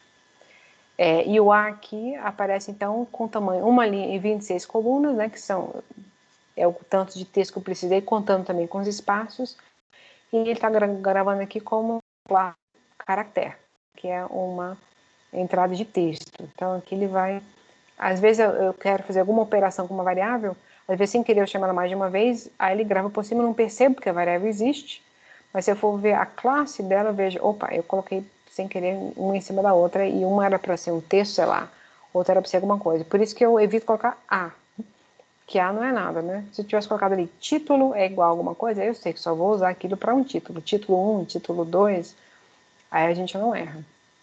Então, só esses detalhes aqui. Então, aqui ele está mostrando os comandos whose aqui, né? O que vai aparecer depois da sequência de comandos que ele sugeriu fazer. E aqui, vamos supor que eu tenho essa série de variáveis aqui, mas o que eu quero realmente guardar são as variáveis x, y e z. Então, nesse caso, eu posso usar o comando save e pedir... Aqui ele colocou my workspace, que é minha área de trabalho, e eu quero guardar apenas as variáveis x, y e z. A gente pode fazer isso aqui também. Então, veja que a gente tem essa sequência aqui de valores, vamos supor que eu quero guardar só o x e o y. Então, eu vou fazer como ele fez ali. Então, save, eu vou colocar minha área, sublinhado, trabalho, para não colocar o menos aqui, né? Que menos é uma operação, não vai entender. Então, salve minha trabalho, espaço de novo. Você vê que eu não preciso colocar aqui um ponto mate, como ele está mostrando aqui. Porque ele já vai guardar como um ponto mate. Aí eu coloco as variáveis x e y. Então, guardei aqui nas variáveis x e y. Se eu colocar um who ou um whose, isso não vai aparecer porque isso não é uma variável. Mas, vocês estão conseguindo ver essa figura, essa listagem aqui do meu diretório, aqui na esquerda da tela? Que tem esse aula 01, aula 08 sublinhado 1.m, até aula 08 sublinhado 18. Aí tem que minha área trabalho.mat. Está dando para ver isso na tela de vocês? Sim. Tá. Sim. Obrigada. Então veja que ele salvou, então, de fato, esse arquivo minha área trabalho e como um ponto mat. Então, essas variáveis x e y estão salvas lá. Então, se eu vier aqui, voltar para minha área de trabalho e dar um comando clear all, o que ele faz, ele apaga tudo que está na área de trabalho. Então, coloquei aqui clear all, apertei um enter. Se eu pedir um who, você vê que não vai aparecer nada. Se eu pedir um whose, também não tem nada aqui, eu já zerei tudo. Mas eu quero recuperar o x e o y que eu tinha salvo antes. Eu preciso usar o comando load. Então, posso usar, por exemplo, um load, colocar que eu nem fiz o save, espaço, minha área, trabalho. Se eu fizer, não lembro se tem que colocar um ponto mate ou não, deixa eu ver aqui. Não precisa.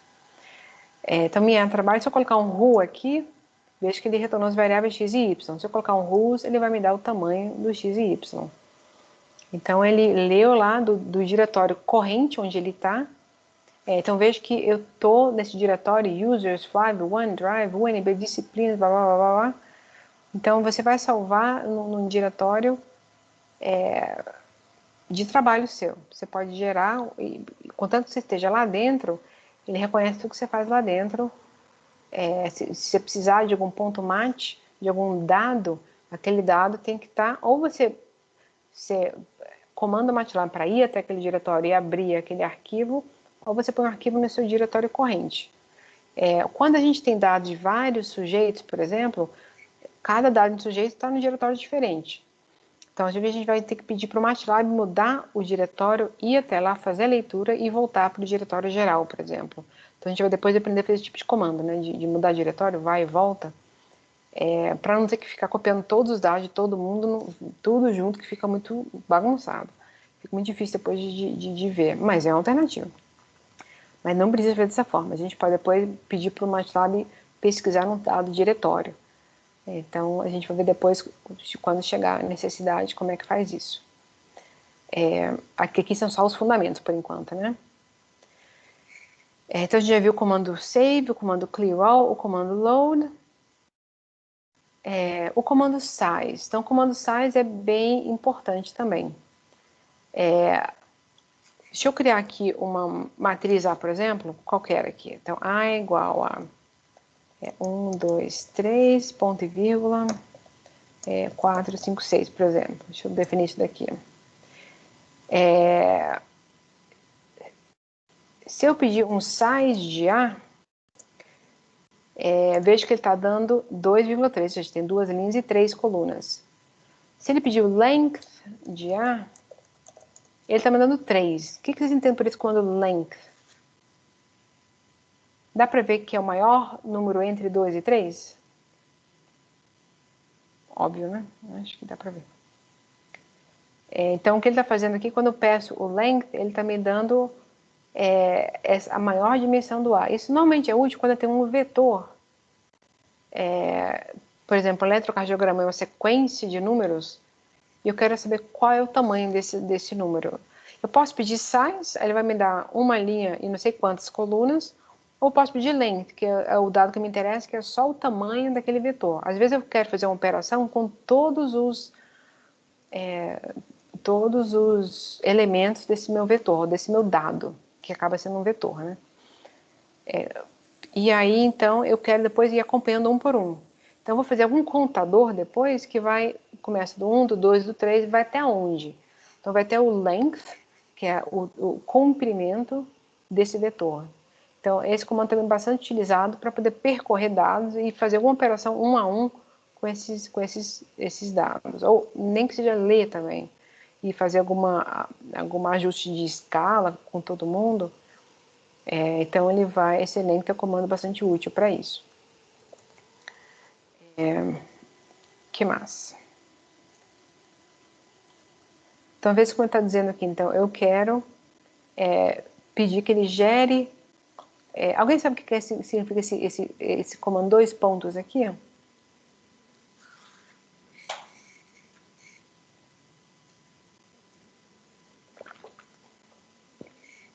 O que estão vendo diferente dessa linha de cima? 4, 2.18 para essa linha de baixo. 4, 2.2, 2.18.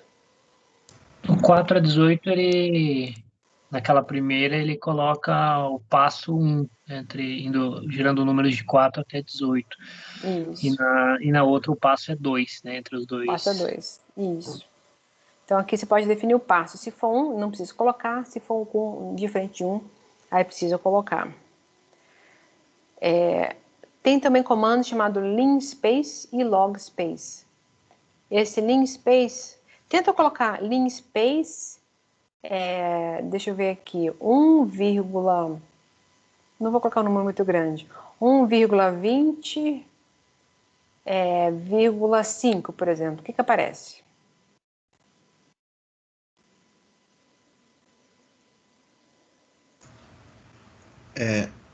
Uma matriz, 5.75 daí. Deixa eu colocar 1,10, 0,5, de repente fica mais fácil de enxergar.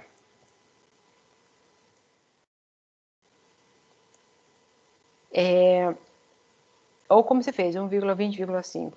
Então veja que o primeiro elemento é o que a gente definiu nesse primeiro número 1 aqui. O último elemento é o 10, que a gente definiu aqui em segundo lugar. E esse 5, veja que é o número de elementos igualmente espaçados de 1 até 10. Esse passo, lembre que aqui a gente está definindo o passo, né? Que a gente definiu o passo de 2, de 4 a 18, com passo de 2. Mas se eu não, para mim não importa muito qual é o passo, mas eu só quero que o passo seja constante entre esses números sequenciais e que vá do primeiro até o último, com passos constantes. Que passo eu estou utilizando aqui para poder separar esses números aqui?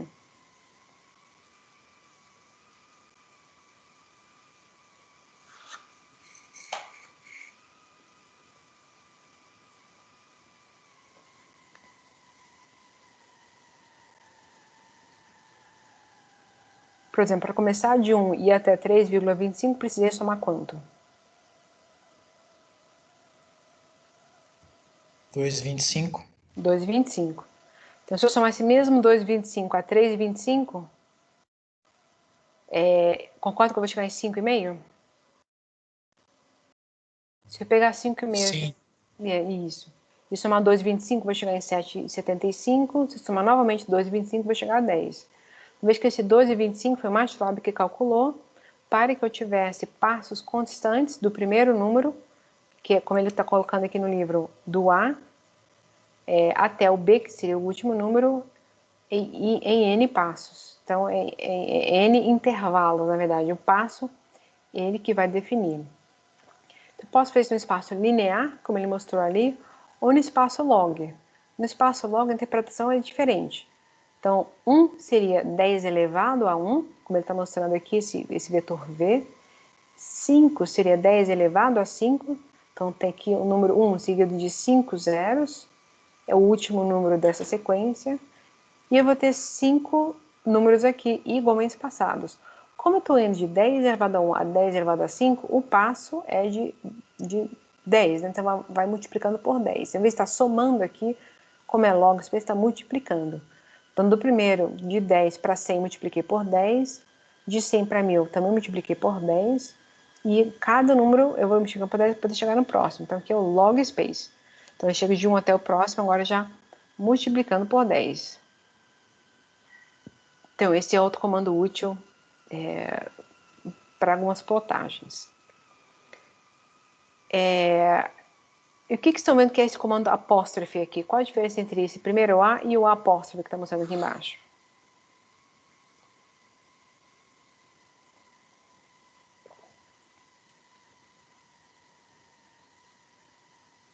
É a inversa, né? A transposta, né? Isso. Isso. Então, o que é vetor linha virou vetor coluna e vice-versa. Então, às vezes, dependendo do dado que a gente tem, ele está ou numa linha ou numa coluna. E aí tem que ver se o nosso programa está lendo como uma linha ou como uma coluna. Mas é fácil de mudar. Você vê que é só colocar uma apóstrofe ali no final, que ele, então, faz o transposto, troca linha por coluna. E aí fica tudo certo. E como ele está falando aqui embaixo, eu posso também copiar uma variável na outra. Então, ele tinha lá atrás, definindo a matriz B como um vetor, na verdade, B, como esses números 6, 7, 8 e 9. Aqui eu posso, se eu chamar B igual a A, o A estava definido aqui antes, como 1, 2, 3, 4, 5, esse vetor linha, então ele vai passar a ter o valor 1, 2, 3, 4, 5. Então, ele não gravou a linha, né, que ele só colocou a linha, mas não falou que a linha é igual a nada, então isso aqui não foi salvo. O A é o que ele tinha originalmente, então só esse valor aqui. E aqui ele pede para ter uma diferença, então, entre o sinal igual, que esse igual, na verdade, é uma atribuição. Então, quando eu faço, por exemplo, A é igual a transposto, né? Significa que no valor da minha variável, que era 1, 2, 3, 4, 5 linha, ele vai passar a guardar o número 1, 2, 3, 4, 5 coluna. E aí, quando eu volto a chamar o A, ele vai me dar o vetor coluna aqui, que eu só veio por último. Então, eu consigo chamar também, colocar uma variável com o valor dela atual e depois modificar o valor dela mais para frente. Então, às vezes a gente faz essa atribuição de propósito, às vezes é sem querer, no meio do caminho, e a gente não sabe o que está dando errado. Então, às vezes a gente fez alguma atribuição assim. Mas, em geral, é de propósito. A gente faz esse tipo de variável que a gente não precisa mais do valor anterior. A gente já quer modificar com dado de um dado maneira. Então, o que vocês estão entendendo que está sendo feito nesse comando aqui? Então, veja que o A é o vetor agora coluna, 1, 2, 3, 4, 5, e ele está colocando A 2,1 é igual a 9. O que está fazendo aqui pelo resultado que vocês estão vendo aqui? Ele está definindo o elemento 2,1, que seria segunda linha da primeira coluna, como 9. Isso. Então, posso fazer isso daqui. Perdão? É tipo uma coordenada do elemento. Exatamente a coordenada do elemento. Isso. A primeira linha e a segunda coluna. Exatamente isso que ele faz. Então, às vezes a gente precisa fazer isso, a gente precisa acessar algum elemento. Normalmente a gente não quer modificar aquele elemento, mas normalmente a gente quer acessar, ver qual é aquele elemento, então tem como visualizar. Como esse aqui é um vetor linha, ver se eu pedir A2, ele já me dá qual é o A2, que é o 9. Só tem uma dimensão, então já vai direto em segunda. Mesma coisa que pedir A2,1 para ver qual era aquele valor. Então ele deu aqui. E tem outras coisas que eu posso fazer nesse tipo de indexação. Mas esse aqui seria só um exemplo, né, já inicial. E aí eu peço, se eu voltar aqui para a transparência, então a gente já fez o exercício 2.1, então seria ver como definir matriz no MATLAB, implementar os exemplos que a gente já passou então das páginas 12 a 17, e depois resolver o exercício 2.2 e 2.3. Então esses são os exercícios aqui, 2.2 e 2.3 que eu pedi. Então aqui ele pede para criar essa matriz A e fazer algumas mudanças na matriz A, depois uma variável B e ver o que acontece. E nesses 2.3 ele vai trabalhar com os conceitos de Lean Space e as funções Length e Size. Então vou fazer o seguinte, eu vou pedir para vocês tentarem resolver esses exercícios 2.2 e 2.3 e depois tentem seguir o que está sugerido também na transparência, então vai continuar seguindo o livro, então as páginas estão sempre indicadas aqui. E eu vou pedir para vocês então testarem até a próxima aula, fazer o exercício 2.2 até o exercício 2.10, que agora 2.11. Que aí se tiver alguma dúvida, a gente já vai direto na dúvida na próxima aula. Porque isso aqui agora é sentar na frente do computador, pegar o MATLAB e ir implementando, para ver se vocês estão entendendo a sequência de comandos. Que a gente vai precisar desses comandos, e aí na aula que vem a gente já começa a partir desse exercício de aplicação. Que isso aqui, então, já são bases de dados do Fantasia, lá do Fisionet.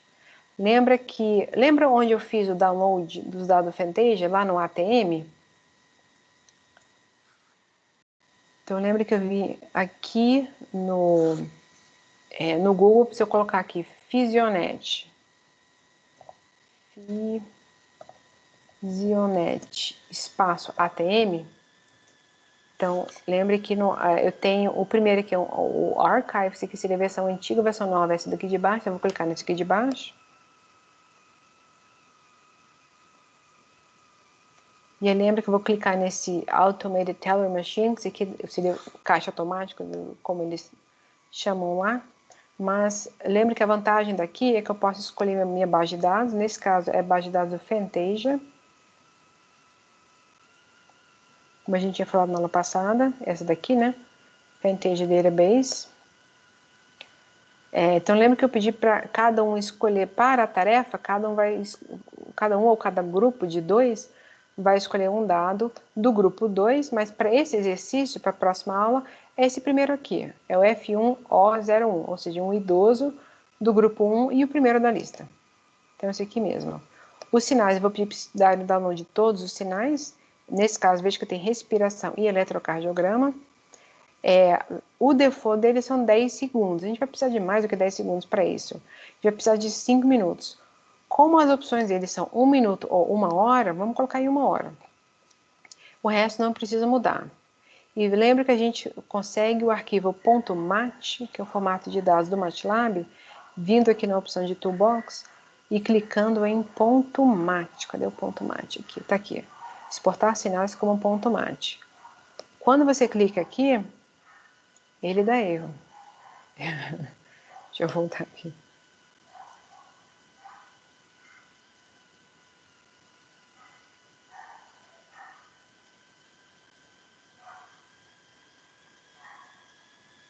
Deixa eu tentar de novo. Exportar sinais como .mat. De novo. Deixa eu escolher um segundo aqui. Saber o que está acontecendo aqui.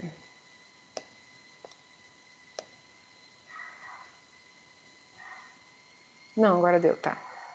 Deixa eu voltar para o primeiro aqui. Acho que já ajeitou, tá. Então, quando eu coloco exportar para .mat, ele vai mostrar aqui embaixo. Faça o download desses arquivos. Seria o .mat, .info, .header. Isso é exatamente o que eu já tenho aqui no .mat, .info, .header. Eu já gravei isso aqui localmente para um Google Drive, né, para ficar mais fácil, com acesso aberto, né. Ou vocês podem aqui passar por esses passos também. A vantagem é que vocês vão ter também esse plot atm.m. É bom fazer o download disso aqui também, que eu vou me referir a ele também na próxima aula. E aí a gente vai estar seguindo esses exemplos aqui de aplicação, exatamente para fazer quase tudo que eu peço na primeira tarefa. Então a gente já vai resolver isso aqui na próxima aula. Eu vou pedir para vocês, na verdade, tentarem também. Então, como a nossa próxima aula só daqui a uma semana, vai ter tempo de vocês já testarem isso aqui. Então, para quem ainda está precisando refrescar o MATLAB, ou para quem ainda nunca viu o MATLAB, minha sugestão é, continua seguindo aqui essas sessões do livro, né, que está disponível no ProQuest. Novamente, quem não tiver acesso ao livro, mesmo depois de falar com a bibliotecária, que eu acho que deve resolver o problema, mas me avise que eu deixo disponível no site do curso, tá? Eu acho que eu tenho um PDF dele, eu não tenho certeza, mas eu vou dar uma olhada. Eu sei que não, acho que eu consigo fazer o download do eBook Central de algumas páginas. Eu acho que eu consigo fazer o download desse capítulo. Mas me avise primeiro, se eu preciso fazer isso. Senão, se puderem já resolver o problema, né, com a bibliotecária, você vai ter acesso a esse e outros livros também. Então, seria o mais indicado. Mas se não conseguir, me avisa, que eu deixo disponível.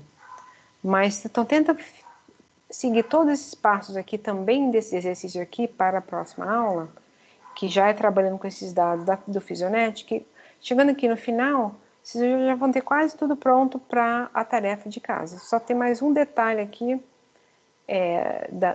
do que eu peço para fazer, que é um segundo plot, que é, além do SG, o de respiração, o outro dado que tem. Mas o SG, a gente já todos os passos para seguir estão aqui. Então, como isso aqui é programação, eu vou pedir para vocês fazerem, então, e trazerem o máximo pronto até a próxima aula e trazer dúvidas. Para a gente ir em cima da dúvida, acho que fica mais interessante a aula assim, né? E mais... a gente consegue percorrer mais assuntos assim. Podemos deixar combinado assim?